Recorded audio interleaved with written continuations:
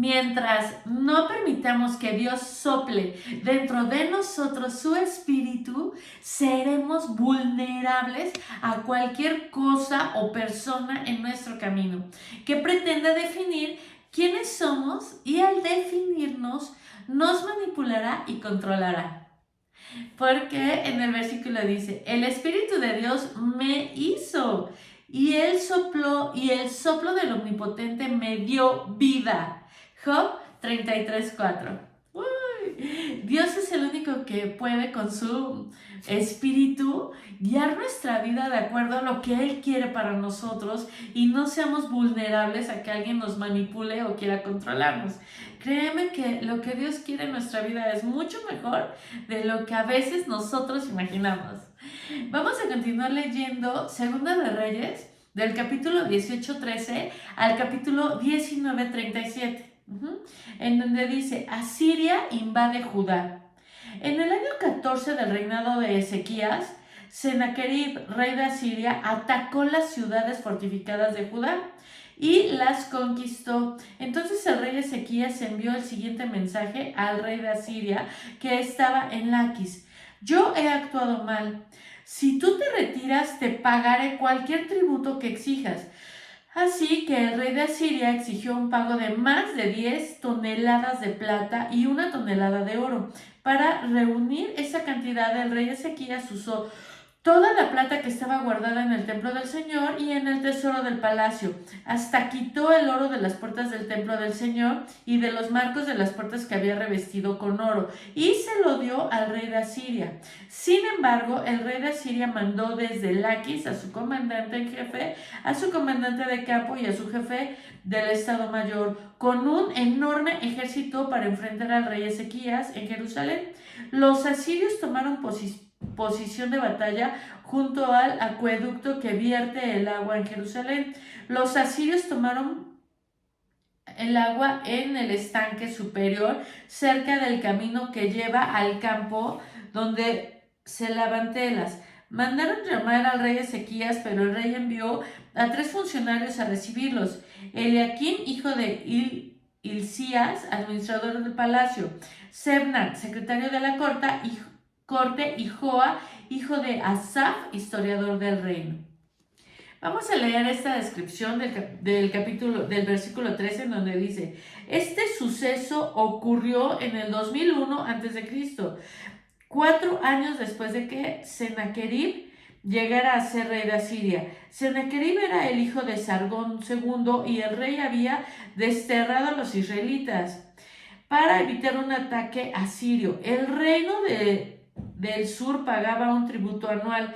Cuando Sennacherib subió al trono, Ezequías dejó de pagarlo con la esperanza de que Asiria dejara de exigirlo. Sin embargo, Sennacherib y su ejército tomaron represalias.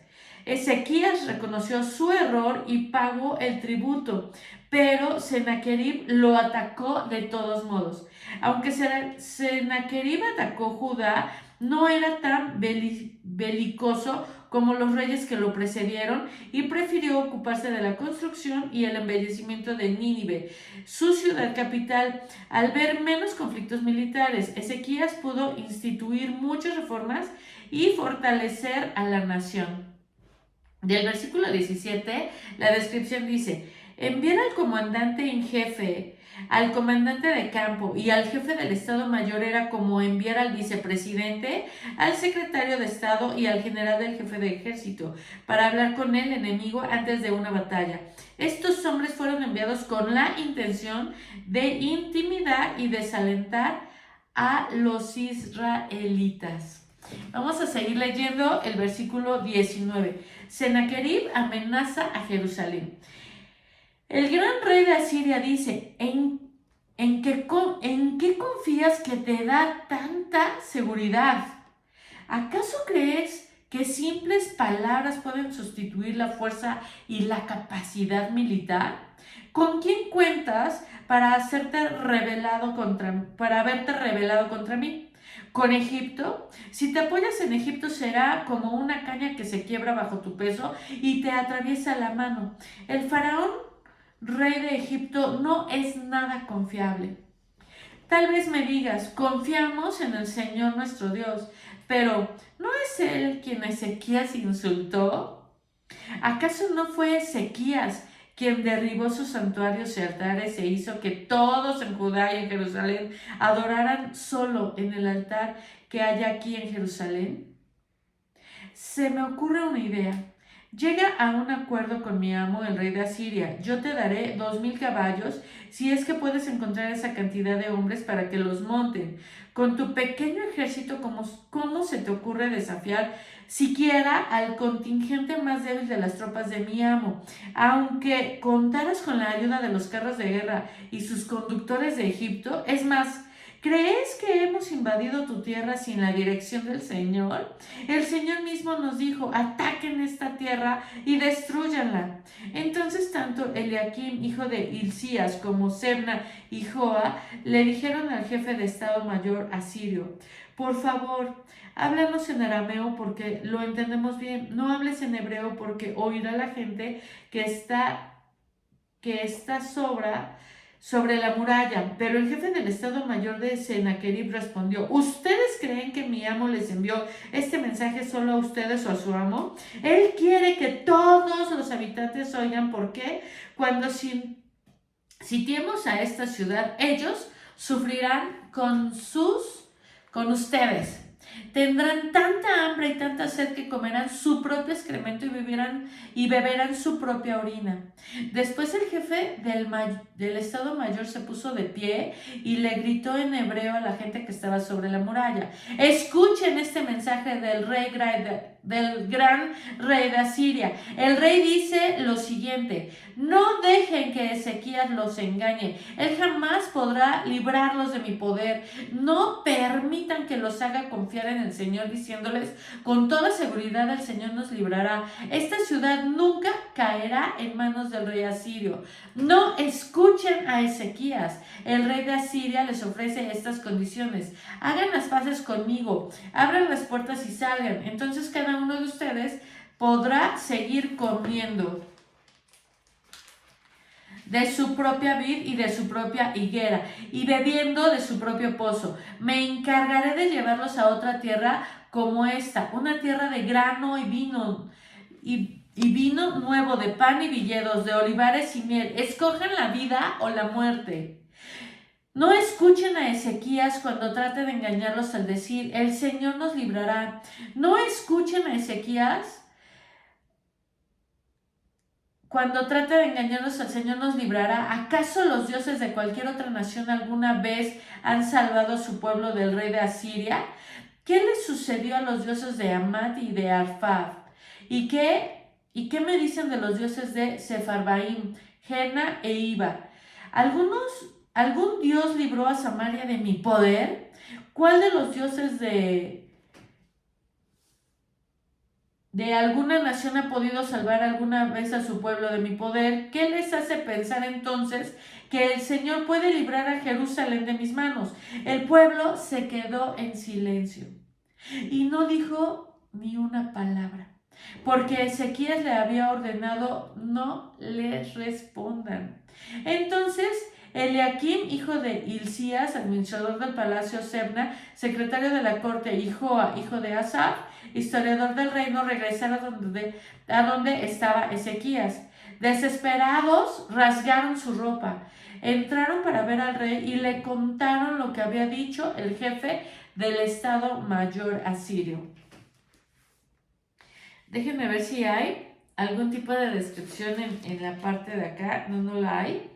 Vamos a seguir leyendo el capítulo 19. Finalmente, como aquí vemos, como siempre hay habladores, siempre hay gente que quiere intimidarte, hablándote feo, golpeado y diciendo que no tienes quien te libre y que ellos son lo máximo, ¿no? Y pues aquí literalmente sabemos quién es nuestro Dios. Y aunque muchas veces lleguen personas y te digan supuestamente, ¿no? Lo que Dios no te va a ayudar o que cómo crees que Dios va a poder contra todas estas personas que son poderosas y tú no, tú te hincas, tú oras y te lo prometo que Dios está contigo y te salva, te saca de cualquier situación en la que te encuentras. Yo lo he vivido, no te imaginas cuántas veces, o sea, pero ahorita se me vienen a la cabeza muchas y quiero que tú estés seguro de eso.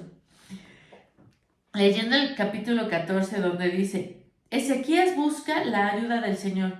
Cuando el rey Ezequías oyó el informe, rasgó su ropa, se vistió de tela áspera y entró al templo del Señor. Enseguida envió a Eliakim, administrador del palacio, a Sebna, secretario de la corte, y a los principales sacerdotes, todos vestidos de tela áspera, a hablar con el profeta Isaías, hijo de Amós. Ellos le dijeron, el rey Ezequías dice, hoy es un día de dificultad, insulto y deshonra. Es como cuando un niño está a punto de nacer, pero la madre no tiene fuerzas para dar a luz. Tal vez el Señor tu Dios haya oído al jefe del Estado Mayor asirio, que fue enviado por el rey para desafiar al Dios viviente y lo castigue por sus palabras. Te rogamos que ores por los que hemos quedado. Una vez que los funcionarios del rey Ezequías le dieron a Isaías el mensaje del rey, el profeta respondió, díganle a su amo, esto dice el Señor. No te alteres por ese discurso blasfemo que han pronunciado contra mí los mensajeros del rey de Asiria.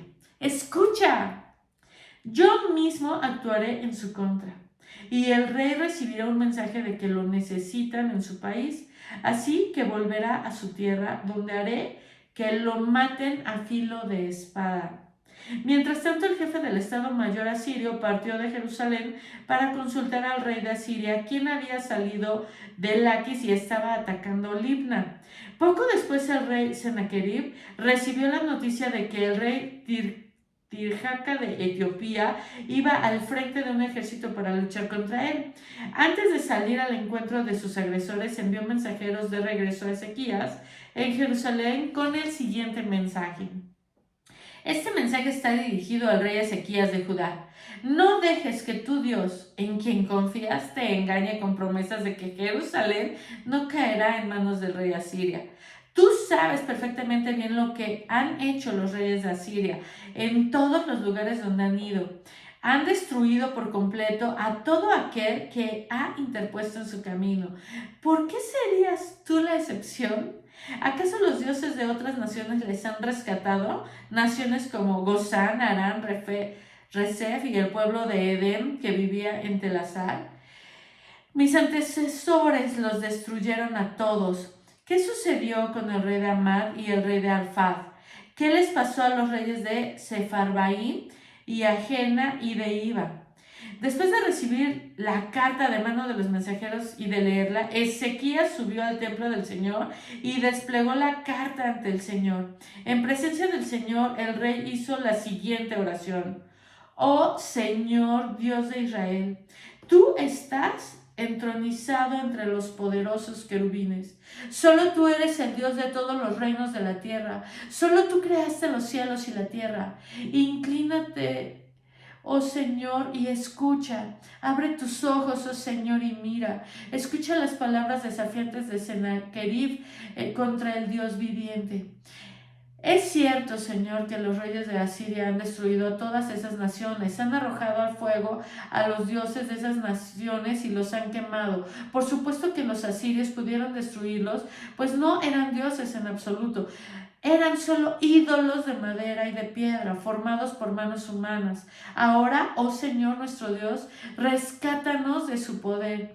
Así todos los reinos de la tierra sabrán que solo tú, oh Señor, eres Dios.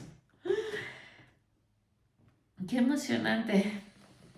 Vamos a leer la descripción que viene de estos versículos. Dice, como los ejércitos de Sennacherib habían conquistado las ciudades fortificadas de Judá, el rey envió un mensaje a Ezequías para que se rindiera. Al darse cuenta de que la situación era desesperada, Ezequías fue al templo a orar. Dios contestó su oración y libró a Judá, enviando un ejército para que atacara el campamento asirio y obligó a Sennacherib a que se fuera.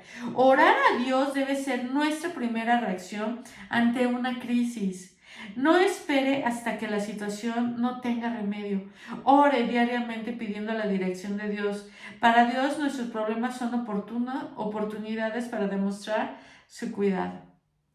Del versículo 2 dice, el profeta Isaías había estado al servicio de Dios desde los días de Usías, o sea, 40 años. Aunque Asiria era una potencia mundial, no pudo conquistar a Judá. Mientras Isaías fue consejero de los reyes, Isaías profetizó durante los reinados de Usías, Azarías, Josaf, Acaz y Ezequías. Acaz ignoró a Isaías, pero Ezequías escuchó su consejo. Los querubines son ángeles poderosos. A pesar de que Ezequías acudió a Dios con valentía, no lo hizo irrespetuosamente ni se acercó a él a la ligera. Por el contrario, reconoció la soberanía de Dios y confesó cuánto dependía Judá de él. En la oración de Ezequías encontramos un buen ejemplo. No debemos temer presentarle a Dios nuestras oraciones, sino que debemos acercarnos a Él con respeto a causa de su naturaleza y su poder. Seguimos leyendo el capítulo 20. Vamos a llegar hasta el capítulo 37, en donde dice, Isaías predice la liberación de Judá. Después, Isaías, hijo de Amós, le envió a Ezequías el siguiente mensaje. Esto dice el Señor Dios de Israel. He oído tu oración con respecto al rey Sennacherib de Asiria, y el Señor ha pronunciado estas palabras en su contra. La hija virgen de Sión te desprecia y se ríe de ti. La hija de Jerusalén menea la cabeza con desdén mientras tú huyes. ¿A quién has estado desafiando y ridiculizando? ¿Contra quién levantaste la voz? ¿A quién miraste con ojos tan arrogantes? ¿Fue al Santo de Israel? Por medio de tus mensajeros has desafiado al Señor. Dijiste, con mis numerosos carros de guerra conquisté las montañas más altas, sí, las cimas más remotas del Líbano. Corté sus cedros más altos y sus mejores cipreses. Alcancé sus rincones más lejanos y exploré sus bosques más espesos. Cavé pozos en muchas tierras extranjeras y me refresqué con sus aguas. Con la planta de mi pie detuve todos los ríos de Egipto. Pero, ¿acaso no has oído? Yo lo decidí hace mucho tiempo. Hace mucho que lo planifiqué y ahora lo llevo a cabo. Yo determiné que tú aplastaras ciudades fortificadas y las redujeras a un montón de escombros. Por eso sus habitantes tienen tan poco poder. Y están tan asustados y confundidos, son tan débiles como la hierba, tan fáciles de pisotear como tiernos brotes verdes. Son como hierba que sale en el lecho de una casa, que se quema antes de poder crecer alta y lozana. Pero a ti te conozco bien. Sé dónde te encuentras y cuando entras y sales. Conozco la forma en que desataste tu furia contra mí. Por esa furia en mi contra, por tu arrogancia que yo mismo oí. Te pondré mi gancho en la nariz y mi freno en la boca. Te haré regresar por el mismo camino por donde viniste. Luego Isaías le dijo a Ezequías, esta es la prueba de que es cierto lo que digo. Este año ustedes solo comerán lo que crezca por sí mismo, y el año próximo comerán lo que de eso brote. Sin embargo, el tercer año plantarán cultivos y los cosecharán. Cuidarán de sus viñedos y comerán de su fruto. Y ustedes, los que quedan en Judá, los que han escapado de los estragos del ataque, echarán raíces en su propio suelo. Crecerán y prosperarán, pues desde Jerusalén se extenderá un remanente de mi pueblo, un grupo de sobrevivientes desde el monte Sión. El ferviente compromiso del Señor de los ejércitos celestiales hará que esto suceda. Y esto dice el Señor acerca del rey de Asiria. Sus ejércitos no entrarán en Jerusalén, ni siquiera lanzará una sola flecha contra ella. No marcharán fuera de sus puertas con sus escudos, ni levantarán terrapletes contra sus murallas. El rey regresará a su propia tierra por el mismo camino por donde vino, no entrará en esta ciudad, dice el Señor. Por mi propia honra y por amor a mi siervo David, defenderé esta ciudad y la protegeré. Esa noche el ángel del Señor fue al campamento asirio y mató a 185,000 soldados. Cuando los asirios que sobrevivieron se despertaron a la mañana siguiente, encontraron cadáveres por todas partes. Entonces Sennacherib, rey de Asiria, levantó campamento y regresó a su propia tierra.